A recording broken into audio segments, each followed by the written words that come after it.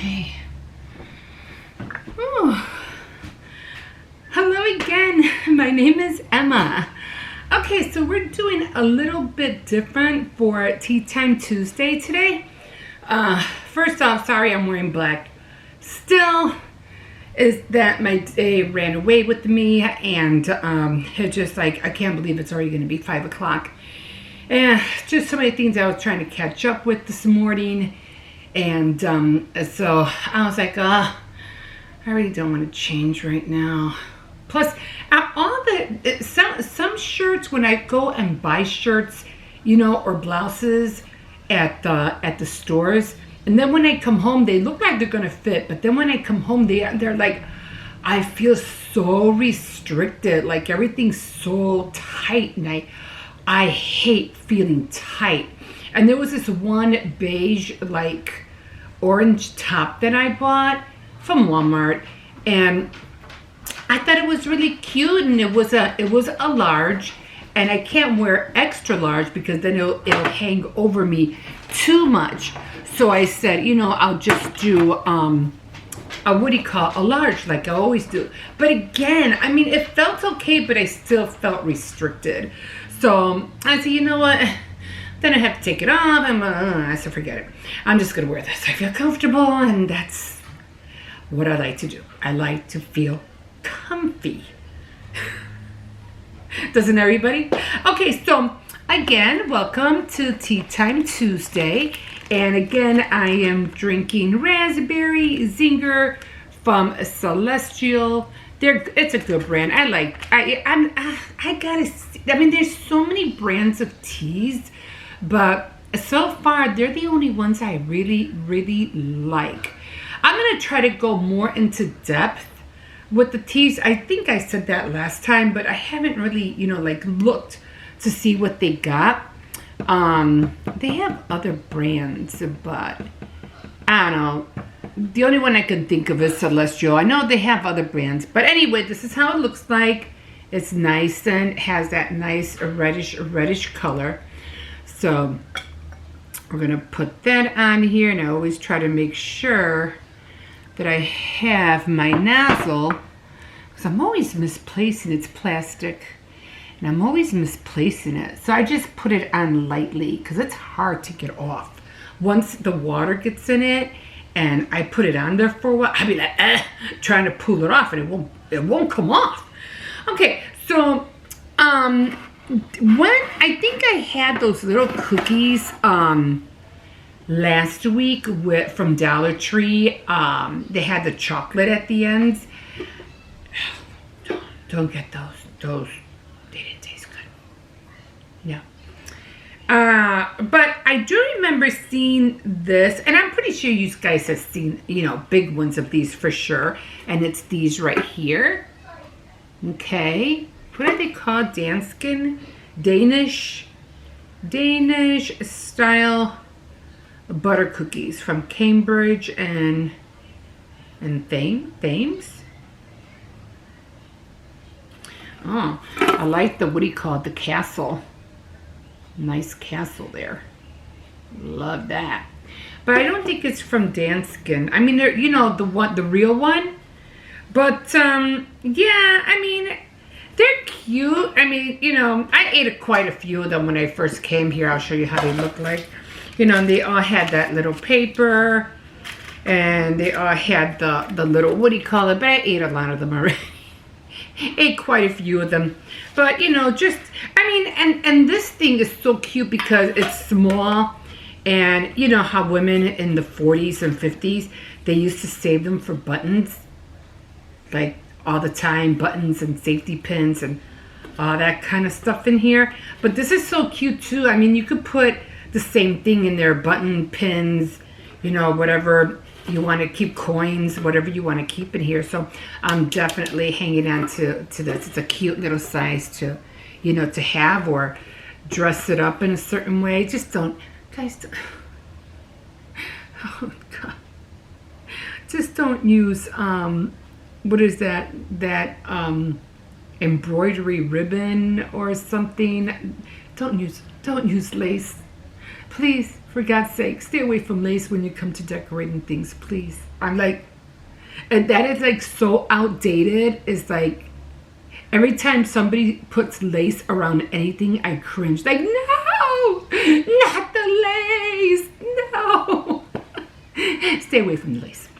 Okay, so I have a whole little dish here, like that.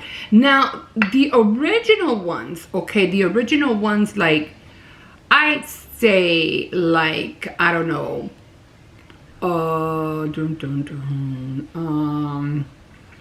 I'd say about 20 years ago, they used to, well, this one kind of has it, but not other. They used to have the sugar on top, like a lot of little, you know, crystal sugar on top, and that's what drew me to them. My mom used to buy them all the time, you know, the big can, and I love those cookies. The same way with the Anais Christmas cookies, you know, that they used to look like ornaments, and they had all this, you know, different colored crystal sugars all embedded in the ornaments, because they really did look like ornaments, but they did away with that. And it's just like, is this a joke? Like, what the heck? What happened? And so they did the same thing with the not these, but with the original Danskin, I think. Danskin? I had to find out what they're called. And everybody at one point, I think it was, around 20 years ago or so, everybody was complaining about the sugar load, and so much sugar was being on everything, and they were trying to cut down on sugar, cut down sugar on this, cut down on sugar on that, take sugar out of that, take sugar out of this, and they just ruined the cookie. And I was, but that was the reason I bought it, you know? But,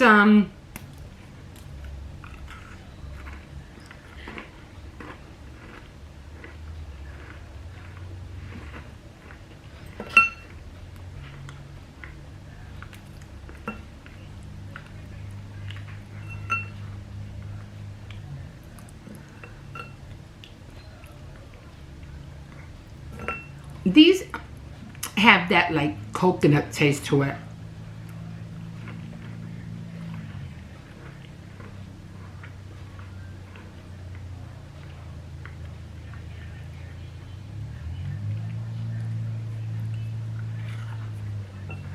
I mean, they're still good. You know, they're not great, but they're still good. Because they're supposed to be shortbread cookies. I'm going to buy the real ones, and I'll show you the big difference. Now I wonder if the taste will be different. I'm going to buy one. We're going to find out.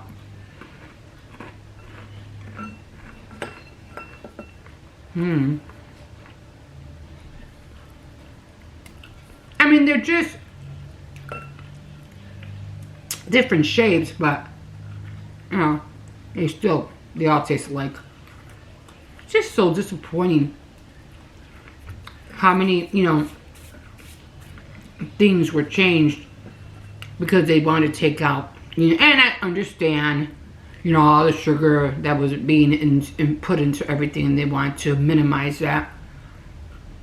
That's understandable. But don't touch my cookies. Not the cookies. But,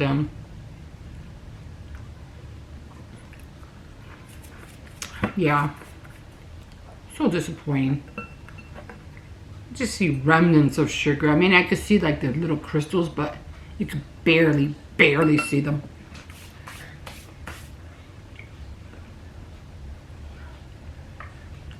I keep telling myself, get a freaking napkin. You think I'd remember at the last minute? But this part, oh, this part.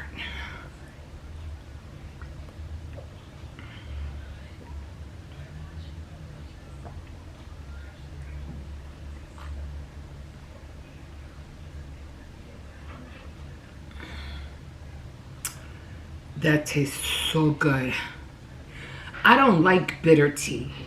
And with the regular tea, I don't know. I don't think I could put milk in green tea. Can you? I never tried it with milk. But with regular black tea, I can. And then it just looks like a bad version of coffee, you know? But it's still good. That I can drink. But it has to have milk in it. Not cream, just regular milk.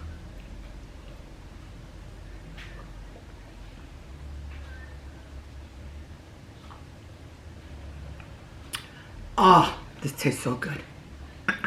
That really tastes good. So, I had to switch it up.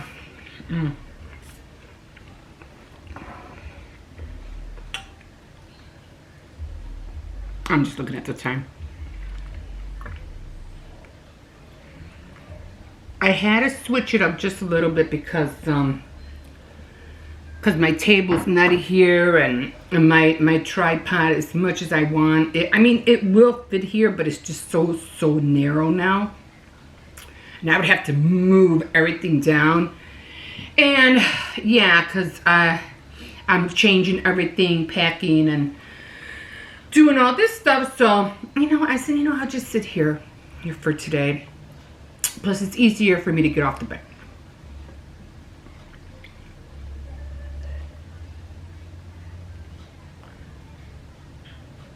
I just like it when it's nice and hot. I mean, I could drink it warm, but I like it when it's hot. Okay, so getting back to the books, I am still, I don't know, I'm not sure exactly. Christmas on Main Street. I think I did leave off talking about that Jack's grandfather, Emma, wanted Patrick to be Santa, and he was like, no way.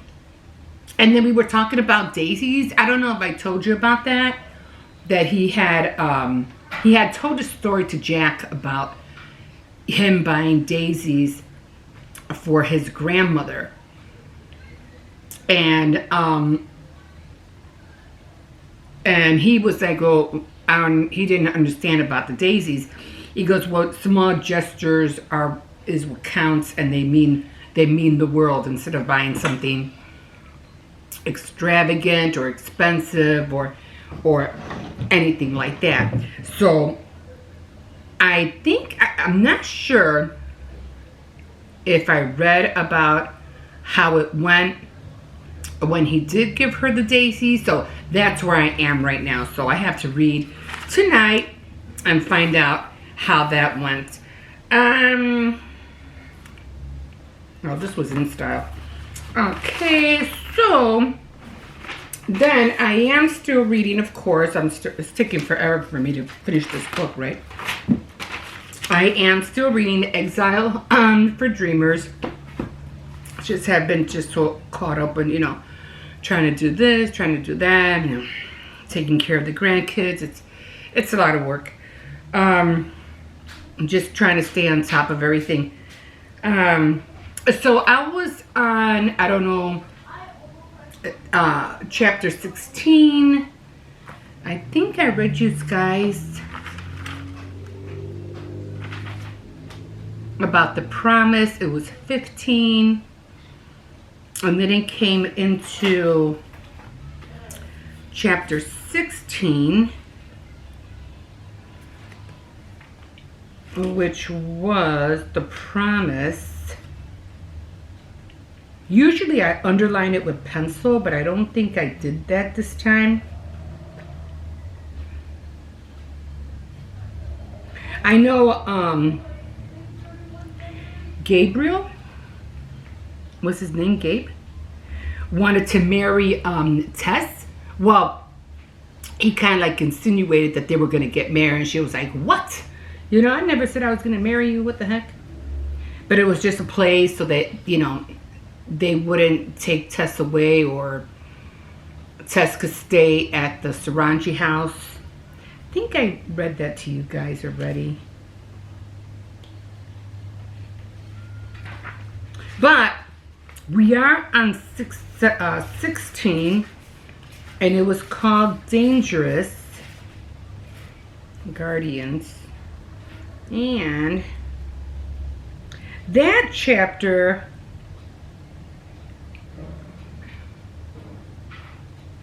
was about that she really didn't want to get married with anybody, basically because everything that she had been going through, all the visions, all the dreams and everything like that, and probably, you know, because Chow was one of the handmaids that was helping Emma Sarangi in the house to raise the girls. So Chow came from China, so she learned a lot of I think martial arts or something compared to that. So she knew how to throw knives and stuff like that, and how to fight. So she would teach the girls how to do the same thing. So she would she was telling Emma, well, nobody would want a wife like her. Stay here. You're gonna be barking at the window. Stay. No. Sit. Sit down. Sit. No. I'm not gonna behave. You guys stay here. Oh, now he wants to go away on the floor. So she goes, nobody would want a wife.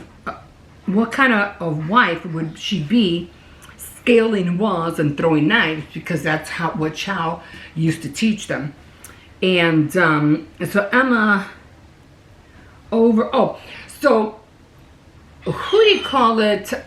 Gabriel wanted to help pay the tuition. No, wanted to pay for the tuition for Emma to stay at Sarangi house, and but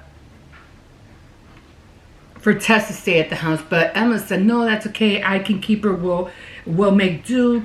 I've been overcharging the family anyway, so I think we have enough to keep her. So she decided to help Tess stay. And what she tell her aunt? Her skills weren't. Oh, and she told her aunt, because her aunt really didn't want her to come home, but it was because she made a promise to the mother and said that, you know, if anything would happen to you, I would take care of you. So it's more like, how would you call it? What would you call it? Like, oh my God, not a deal, like an obligation to take care of her, not that she really wanted to. And so Emma said, well, you know, Tess was like, well, how you going to convince my aunt for me to stay? And she goes, oh, well, I'll just tell her that your skills are not up to par, that you still need lessons, and you still have to develop your skills, and they're not, you know, done yet. So, and had bad dreams, and that, and because she stayed at the school, that her dreams had lessened, which wasn't true because they're still going on. And then Tess found out that Chow, the instructor, and Emma were kind of raised as sisters, and that's why they knew how to fight. You know, they knew how to protect themselves. If you go over there, you better behave. I mean it. No barking. He sees a squirrel, especially another dog, he loses it. And then one of the mine, what was Alice? Was to and from St. Clair. Oh, well, they ended up going to the back, and one of the handmaids, her name was Alice, and she kept on going to and fro with Sinclair and with the girls. And then Emma was like, what's going on? Why you guys keep coming back and forth, especially taking things to Mr. Sinclair. Now, he was the American soldier, and what he did was that he was into engineering, so he knew how to build things. So they kept taking copper sheets out to him. And Emma was like, what's going on? And they're like, oh, well, they're in the back building stuff.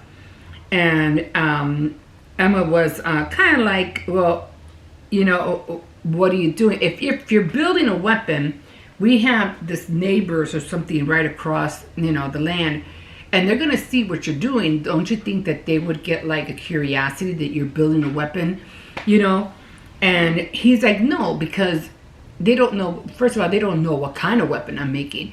And for all they know, I'm just building some kind of boat or something. So Emma sent off a message. Oh, so they were still trying to get to a Mr. Gray who was, you know, in somewhere off in the war.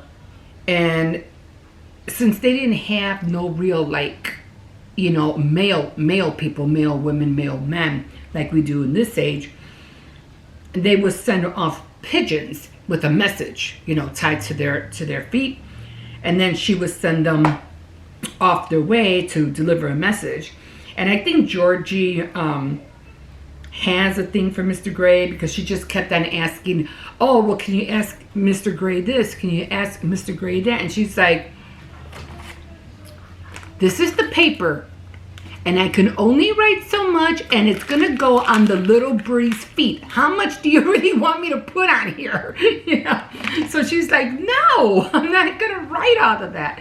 And then on top of that, getting a response from Mr. Gray would be like, it could happen within a few days. It could happen within a week.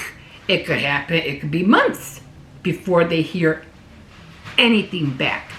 And that was kind of funny, because I was talking, my son shared a story with me, and we were, I don't know what we were watching. We were watching something about collecting things. And he was talking about pigeons and how he has some pigeons or some kind of birds. I don't know what it was. And he was on top of his building, and he would send these pigeons, you know, his little friends, and he would send them off. And he noticed that the pigeon or whatever bird would come back with things. It would come back with coins or anything metal.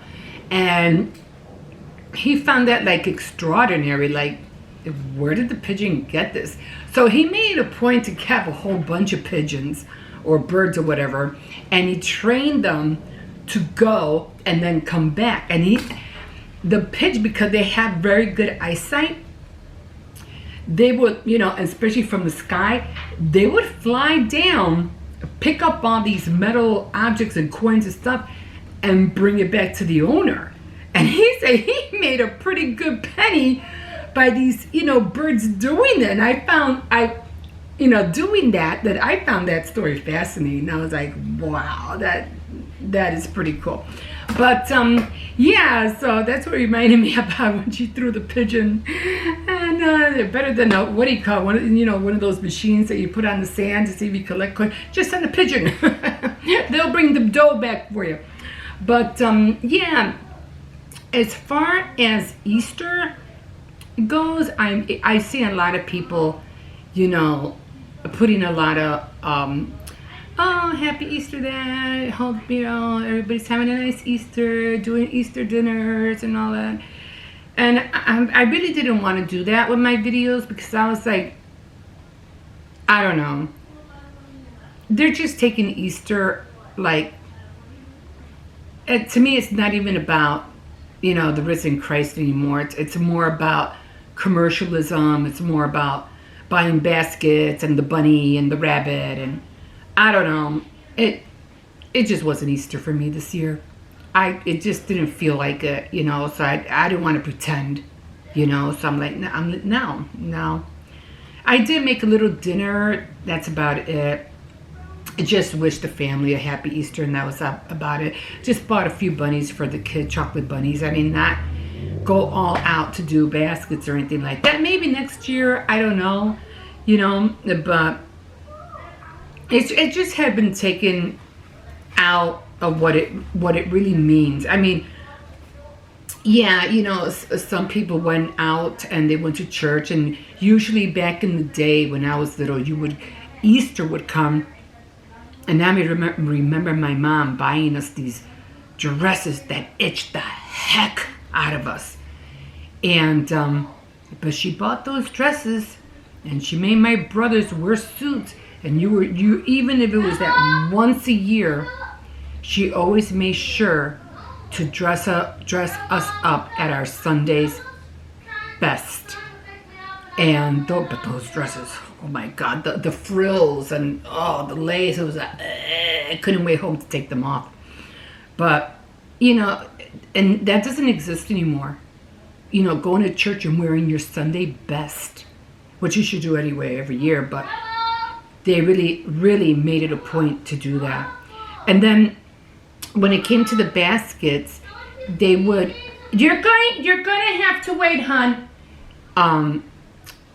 Baskets were, you know, we always got them store-bought. My mom didn't make baskets, but we did have one thing that my aunt used to do a lot, and she used to make raffles. So what she used to do was hide the eggs. You know, we always did the egg hunting things, and she would do a raffle, three gifts, and whoever had the most eggs, or whoever had, you know, the other eggs, or she would give them the one who had a lot of eggs, they would get a gift. The one who had lesser eggs, they would get the lesser gift and the lesser gift. And that was a lot of fun. Not right now where they just take the whole fun out of it. I don't know. At least that's what we used to do for Easter. And then we eat, we talk about, you know, the story, and that was it. We go home and go on our ways and, you know, get ready for school. You know? But it's not like that anymore. The fun just seems to be being taken out of it. I guess it's what you make it, right? I guess that's what it is. Just let me see the time. Yeah. Okay, guys, so that's it. Thank you for joining me today, and like a fish in the sea. So glad you caught me. And I'm going to find out what's going on over there. And I will catch you in my next video. Don't forget to like, subscribe, and definitely comment. Bye.